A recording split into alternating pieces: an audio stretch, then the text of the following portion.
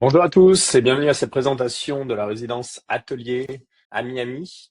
Alors, vous vous demandez sûrement qu'est-ce que c'est Atelier Résidence? Eh bien, c'est un projet qui est vraiment unique pour le marché de Miami. C'est une résidence à haut de gamme qui a été conçue comme un hôtel et qui a un programme de gestion locative qui est complètement intégré dans les charges de copropriété. Ce que ça signifie, c'est que pour vous, en tant que propriétaire, vous n'avez aucun frais de gestion. Donc, vous économisez 20 à 25% de frais de gestion locative en étant propriétaire dans cette résidence. C'est également le prêt d'entrée le plus accessible du marché de Miami en ce moment. C'est un des projets les plus rentables en termes de rendement locatif, mais également en termes de potentiel d'appréciation à moyen long terme. Le projet est situé dans un quartier qui s'appelle The Roads, qui est à quelques minutes de tout ce qui compte à Miami, tous les spots un petit peu clés. Vous avez Brickell, qui est le centre d'affaires, qui est devenu le deuxième centre financier aux États-Unis après Manhattan, qui est à juste 5 minutes. Vous avez Coconut Grove, qui est l'endroit où vous allez trouver les marinas, les yacht clubs, et également Coral Gables, qui est la banlieue chic de Miami, où vous allez trouver les restaurants haut de gamme et un quartier résidentiel très haut de gamme également. Donc on a un petit peu ce triangle d'or en quelque sorte entre ces trois destinations, et Atelier est situé au centre de tout ça. On est également à quelques minutes de Key Biscayne, qui est une île avec des plages absolument paradisiaques. Et c'est là que vous allez trouver notre beach club. Donc, en étant propriétaire d'une unité à Atelier, vous avez également accès au beach club de Atelier, c'est-à-dire vous avez des chaises longues et des parasols sur la plage.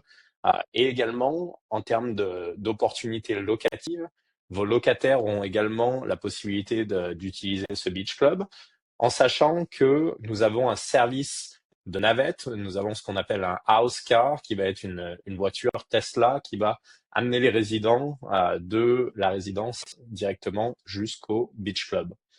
Nous avons également à proximité tout un tas de sites euh, touristiques assez prisés. Donc vous allez retrouver la Villa Vizcaya, qui est ce musée magnifique d'architecture très européenne, italienne, avec des matériaux qui étaient importés d'Italie, mais également des jardins qui ont été inspirés par Versailles. C'est un des lieux touristiques majeurs à Miami et on est à juste quelques blocs de là. Et vous avez également de l'autre côté, on ne le voit pas sur la carte, mais vous avez la Venetian Pool qui est également un lieu touristique majeur qui est à quelques minutes de là. Comme vous pouvez le voir, le Brickell City Center, qui est le centre commercial majeur de Miami, est également à 5 minutes. On est vraiment sur une localisation qui est centrale et proche de tout. Alors, vous vous demandez peut-être en termes de Airbnb et de location, comment est-ce que les guests vont pouvoir se déplacer? Ben, il y a plusieurs options. Ils peuvent soit louer une voiture. Nous avons un service de valet dans la résidence, donc ils peuvent laisser leur voiture au valet. C'est très pratique. Ou bien, juste là, à 2 blocs de la résidence, on a un service de métro-rail. Le métro-rail, c'est un tramway ou un métro aérien qui vous permet d'aller de Brickell jusqu'à Coconut Grove et c'est entièrement gratuit. Donc c'est très pratique, c'est au coin de la rue, ils peuvent y aller, utiliser ce système et ça dessert tous les points principaux de Miami. Alors je vais vous parler maintenant un petit peu de l'équipe qui travaille sur ce projet. Donc le promoteur, c'est Building Venture. René Bello, c'est quelqu'un qui est très connu à Miami, qui est là depuis un peu plus de 10 ans et qui est connu pour avoir construit le Miami World Center. Donc si vous allez à Downtown, il y a un bloc entier de la ville avec 3 ou 4 différentes tours. Vous avez le Apple Store et c'est un projet assez impressionnant. C'est une des tours les plus caractéristiques de Downtown qui a vraiment changé la skyline. C'est lui qui l'a construit. C'est également le promoteur du Hyatt Regency à Puerto Rico, qui est un hôtel de 600 chambres, qui est l'hôtel le plus grand de Puerto Rico. Donc c'est un profil qui est très intéressant parce qu'on a un promoteur immobilier qui non seulement a de l'expertise en termes de construction d'appartements, mais qui également a une expérience dans l'exploitation hôtelière. Et donc Atelier est un petit peu ce mix des deux, vu qu'on a une résidence qui sont des appartements, mais qu'on a également ce composant exploitation hôtelière. L'architecte Gensler est un architecte qui est reconnu dans le monde entier. Il a fait des projets à Dubaï, à New York, en Europe également, et bien sûr à Miami. Interior Design Pricer House sont reconnus ici en Floride pour avoir design certaines des unités dans la résidence Aston Martin à Downtown. Donc c'est un style d'architecture, vous allez le voir, qui est très proche de ce qu'on connaît à Dubaï, à Tulum, pardon, à Bali, une architecture très moderne et très contemporaine. Et Sales and Marketing, c'est la société pour laquelle je travaille. DMT pour Development Marketing Team.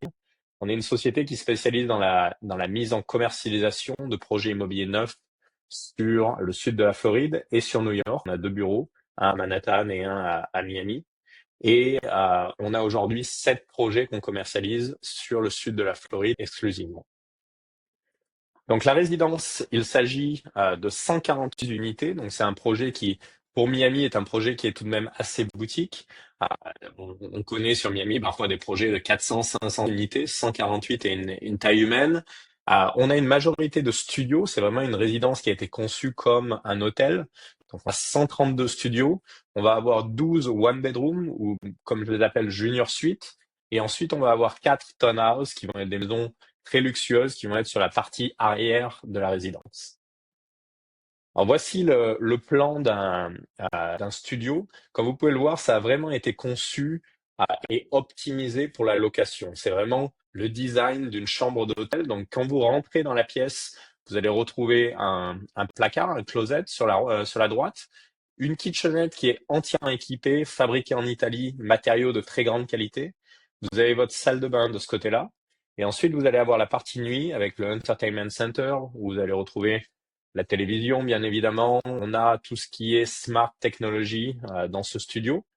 Et un point qui est très important, ces studios viennent entièrement équipés. C'est-à-dire que vous n'avez pas à vous soucier de quoi que ça soit du linge de lit, aux assiettes, mobilier évidemment, tout vient inclus dans le prix. Donc ce studio fait 360 square feet, qui est 33 mètres carrés en moyenne. J'ai également quelques options sur des étages supérieurs qui montent jusqu'à 42 mètres carrés, donc on a des options légèrement plus grandes. Euh, et voici ce à quoi nos studios ressemblent. Donc vous pouvez voir le choix du design, c'est très inspiré de Bali, de Tulum. Au goût du jour, c'est vraiment comme un hôtel de luxe. Euh, Quelque chose qui est très important, parfois dans l'immobilier neuf, on a un petit peu cette crainte que on vous vend quelque chose sur ces perspectives 3D et vous avez un résultat qui est complètement différent. Le promoteur René Bello est connu justement pour délivrer exactement ce qu'il vend dans ses perspectives 3D. Donc, vous allez aujourd'hui voir le Miami World Center et vous regardez perspectives 3D de la commercialisation du projet il y a 5-6 ans maintenant. C'est identique à ce qu'il avait proposé à l'époque. Donc, ce que vous voyez là sur cette perspective, que ça soit le choix de linge de lit jusqu'aux bougies qui est sur la table de nuit, vous allez avoir exactement ça au moment de la livraison.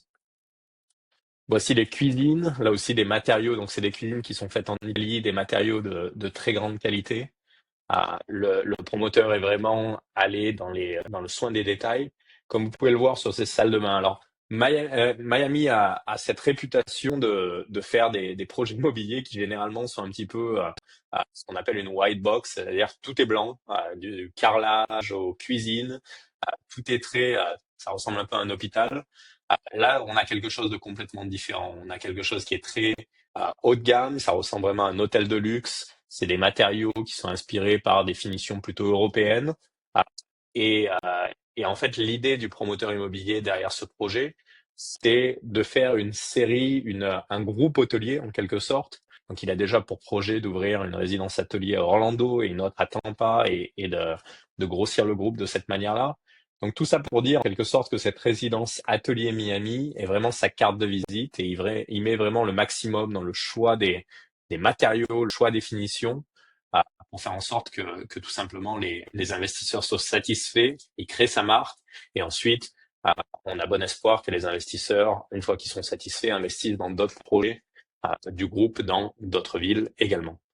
Donc voilà un rendu des salles de bain. Je vais vous montrer également le rendu des one bedroom. Donc les one bedroom, moi je les appelle junior suite. C'est un petit peu comme dans votre hôtel. Vous avez votre chambre standard et ensuite vous avez la suite qui est plus spacieuse. Donc la suite fait 500 square feet, ce qui fait à peu près 46 mètres carrés. Comme vous pouvez le voir, la différence principale, c'est que la partie jour est séparée de la partie nuit. Donc c'est quelque chose qui est plus spacieux. Peut-être que si vous envisagez non pas juste investissement, mais peut-être de venir passer quelques semaines par an à Miami en vacances, avoir un petit peu plus d'espace peut être intéressant. Donc ça peut être une bonne option. Donc voici la partie nuit du one bedroom. Voici la partie jour, comme vous pouvez le voir, plus d'espace, mais on reste toujours dans les mêmes finitions, les mêmes matériaux, les mêmes teintes. toujours très élégant. Le choix du mobilier. De la même manière, on a un entertainment center. Donc voilà pour nos résidences. Également, on a des plafonds qui font à peu près 2,90 m, 10 feet, donc des plafonds qui sont très élevés. On a des fenêtres totales qui vont du sol jusqu'au plafond.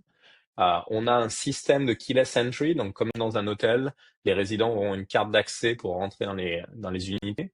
On va avoir une application que vous pourrez télécharger sur votre téléphone qui va vous permettre de commander le room service au restaurant qui est au rez-de-chaussée.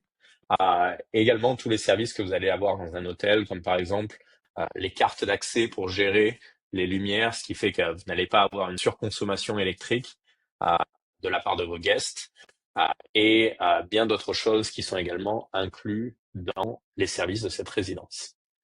Maintenant, allons jeter un œil du côté des parties communes, des amenities.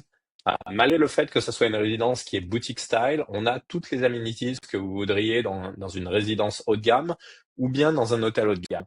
Donc, on va retrouver un pool deck, on va retrouver une salle de sport, on va retrouver un spa, on va retrouver un restaurant haut de gamme.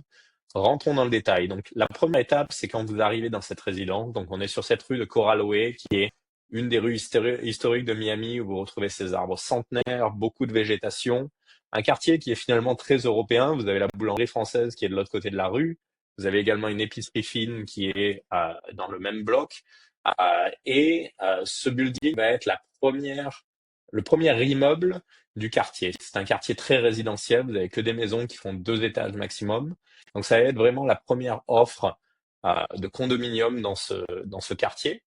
Et vous pouvez le voir, le soin du choix des matériaux sur la façade de l'immeuble. On va retrouver de la végétation, on va retrouver des matériaux, de la pierre, des matériaux haut de gamme qui ont été inspirés par la Villa Vizcaya, qui est donc ce monument historique qui est à proximité. Une architecture très soignée. Ici un autre rendu de l'entrée, de l'arrivée de la résidence. Ensuite, quand vous rentrez dans le lobby, donc ça va être votre vue du lobby de la résidence avec le front desk qui va faire tout ce qui est check-in, check-out.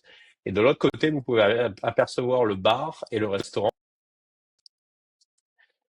Donc nous avons un restaurant au rez-de-chaussée de cette résidence qui va être un restaurant italien haut de gamme. Et ce restaurant-là va non seulement servir les petits déjeuners, les lunchs, les dîners, mais il va également servir le room service dans votre chambre et il va servir également le pool deck de la résidence. Donc vous pourrez être au bord de la piscine et commander le repas en bas et vous le faire livrer directement au bord de la piscine. Voici une autre vue du restaurant. Maintenant, si on monte dans les étages élevés de la résidence, on va retrouver 2 étages qui sont juste des amenities. Donc de ce côté-là, vous allez retrouver les social space et Kaya. Ces 2 espaces-là vont être un event space où il va y avoir tout un tas d'événements qui vont être organisés, entre autres des classes de yoga, des activités sportives, IV therapy, un juice bar. Il va également y avoir un podcast studio, il va y avoir des salles de réunion et de coworking que vous pouvez utiliser. Et il va y avoir également cet espace qu'on appelle le social space qui va avoir un bar, une cuisine à disposition que vous pouvez prendre, réserver pour votre anniversaire ou pour faire un événement au cours de l'année. Maintenant, en montant au 4e étage de la résidence, c'est là qu'on va retrouver notre salle de sport. Donc, vous pouvez voir le soin des détails également et des finitions dans la salle de sport qui reste très cohérent avec les détails des unités. On reste toujours dans le même esprit de design, très moderne. Et ce que vous apercevez au fond, ça va être notre wellness center, qui est le spa de la résidence. Donc vous allez avoir les bains froids, les cold plunge, vous allez avoir sauna, hammam, et également tout un tas de services à la carte. J'ai parlé déjà des IV thérapies, mais il va y avoir également des massages. Vous pouvez commander des massages, il va y avoir des soins de Botox, il va y avoir tout un tas de services à la carte que vous pourrez commander, ce qui est très plaisant en termes de Airbnb et de short-term rental, parce que c'est quelque chose qui bien souvent n'est proposé que si vous restez dans des hôtels haut de gamme comme le Four Seasons ou ce genre de choses. Voici un autre point de vue de la salle de sport. Et voici l'entrée du spa. Donc c'est le front desk qui va accueillir les guests pour le spa. Ensuite, si on sort donc en face du spa et de la salle de sport, vous allez retrouver le pool deck. Et là, vous voyez comme quelque chose qui a été inspiré par des rooftops de Miami sur des hôtels de luxe. Vous allez avoir des cabanas, vous allez avoir une vue incroyable sur la skyline de Miami. Donc ça va être un endroit très apprécié par les guests, euh, le pool deck. Et encore une fois, vous pouvez vous faire commander, vous pouvez commander au restaurant le room service et vous faire livrer directement et en profiter au bord de la piscine. C'est notre vue du pool deck. Maintenant, parlons un petit peu des unités de la résidence. Donc, comme vous pouvez le voir, nos studios commencent au 4e étage. À partir du 5e étage, nos plans de niveau sont identiques. Donc, on a un stack identique d'un niveau à l'autre, du 5e jusqu'au 10e étage. Donc, vous allez pouvoir retrouver à chaque extrémité nos junior suites ou one bedroom. On n'en a que 2 par étage, donc que 12 sur le total de la résidence. Ceci devrait partir très vite. On a également nos standard studios qui vont être de ce côté-là et également sur la ligne south. Et au milieu de la résidence, on va avoir un concept qui est très unique qui s'appelle le lookout studio. Donc le lookout studio, c'est un petit peu comme quand vous allez à l'hôtel et que vous prenez 2 chambres qui sont côte à côte et que vous avez cette porte qui vous permet de communiquer d'une unité à l'autre. Ces unités-là se vendent par 2. Elles sont bien souvent appréciées des investisseurs parce qu'elles vous donnent plus de flexibilité d'un point de vue investissement locatif, parce que vous pouvez les louer de manière séparée, mais également les louer ensemble si vous avez une famille qui vient. Donc ça vous donne beaucoup plus de flexibilité et généralement un taux d'occupation qui va être plus élevé que les studios standards. En termes de prix, donc on démarre à 410 000 $ pour nos lockout studios. Donc encore une fois, on les vend par paquet de 2 parce qu'ils communiquent ensemble, évidemment. Mais c'est le prix d'entrée sur cette résidence. Ensuite, on va avoir nos standard studios qui sont un petit peu plus grands en termes de surface, qui vont être aux alentours des 430 000 $ de prix moyen. Et vous allez retrouver nos junior suites ou one bedroom qui vont être à 599 000 $ de prix d'entrée. Évidemment, ces prix évoluent en fonction de l'exposition, mais également principalement en fonction de l'étage de la résidence. Donc ces prix-là, comme vous pouvez le voir, vous avez les lines et l'étage de l'unité. Donc par exemple, un 5e étage est un petit peu plus élevé qu'un 4e étage. Vous pouvez le voir également ici. Donc ça va continuer de cette manière-là sur toute la résidence. Un 10e étage, qui est notre penthouse level, va évidemment être plus élevé qu'un 4e étage. Je vous ai parlé un petit peu du programme locatif de cette résidence et c'est ce qui la rend vraiment unique. C'est que généralement sur Miami, quand vous achetez dans une résidence de type hôtelière, vous avez tout un tas de restrictions. Vous avez blackout periods, ce qui signifie que vous ne pouvez pas utiliser votre unité certaines périodes de l'année, ce qui n'est pas le cas ici. On est complètement ouvert, nous n'avons aucune restriction. Ce qui veut dire que si vous le souhaitiez, vous pourriez engager votre propre gestionnaire. Si vous le souhaitez, vous pouvez résider à l'année dans votre résidence. Nous n'appliquons aucune restriction et nous avons ce programme de gestion locative qui est intégré dans nos charges de copropriété. C'est-à-dire que vous allez payer vos charges de copropriété qui sont de 1,65 $ par square feet, ce qui est très standard au Miami. Vous allez payer ces charges, quoi qu'il en soit, dans n'importe quel immeuble de Miami. Mais la différence majeure, c'est que nous ne chargeons pas 20-25% de gestion locative, qui est le cas dans n'importe quelle autre résidence à Miami. Donc c'est pour ça que je peux dire avec confidence que c'est le projet immobilier le plus rentable aujourd'hui sur Miami, parce que non seulement vous avez un prix d'entrée qui est très attractif, vous n'allez rien trouver aujourd'hui sur Miami sur du neuf à moins de 500 000 $ minimum. On démarre à 410 000 ici. Et ensuite, vous économisez 20 à 25% comparativement à des projets similaires.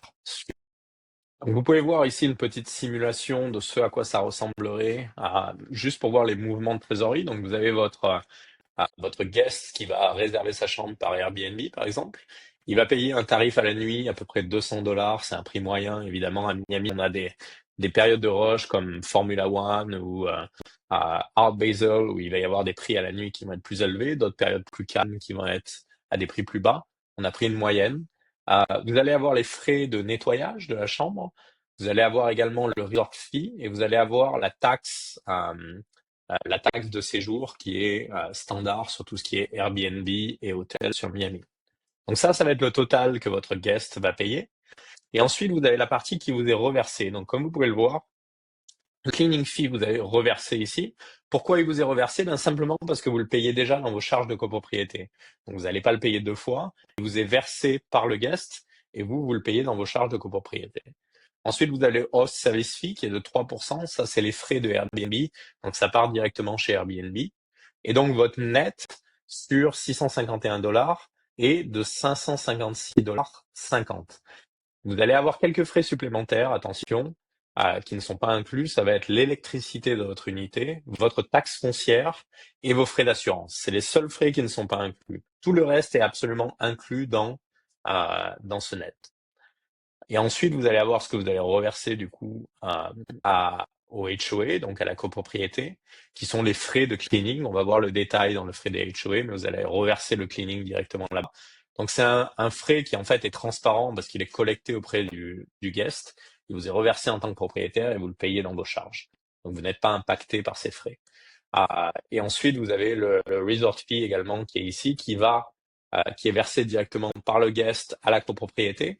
Et à quoi nous servent ces resort fees? Ben, tout simplement, euh, on a fait en sorte que cette copropriété ait une bonne santé financière. Donc, on a des réserves financières. Ce resort fee en fait partie. À chaque fois qu'un guest vient, il y a ces 5%, 5% qui sont collectés et qui vont directement dans les caisses de la copropriété pour avoir cette réserve. Comme ça, au cas où, si demain il y a des travaux inattendus à faire, des travaux de maintenance, ils n'ont pas besoin de venir vous voir comme propriétaire et demander plus d'argent. Tout est inclus dans les charges. Voici le détail des charges. Donc, on a $1,65 par square feet de charges de copropriété. Et ça inclut absolument tout, à l'exception de ces trois éléments dont je vous parlais, l'électricité de votre unité, la taxe foncière et l'assurance. Tout le reste, que ça soit l'Internet, que ça soit le ménage, que ça soit tous les services, le check-in, check-out, le front desk, la gestion locative de votre résidence, tout est inclus dans ces frais-là. Donc, vous n'avez absolument rien d'autre à prévoir. Vous avez juste à payer vos charges que vous payeriez dans n'importe quel projet immobilier neuf et vous économisez 20 à 25% de frais de gestion locative. Donc, voilà pour les détails d'un point de vue financier.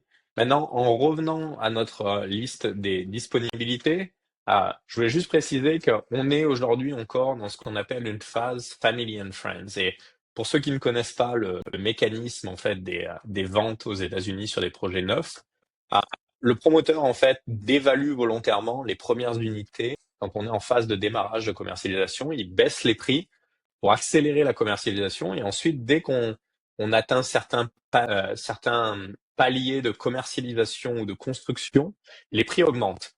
Donc aujourd'hui, on est toujours dans cette première phase. Les prix que vous voyez aujourd'hui, c'est les prix les plus faibles que vous allez obtenir sur cette résidence. On est déjà 20% pré-commercialisé, donc on a déjà vendu 20% du projet. Notre bulle de vente va ouvrir dans quelques semaines. Les prix vont très probablement augmenter prochainement. Donc si vous avez, soit si vous êtes un agent immobilier, si vous avez un client en tête ou si vous-même êtes intéressé comme investisseur, je vous invite à me contacter au plus vite.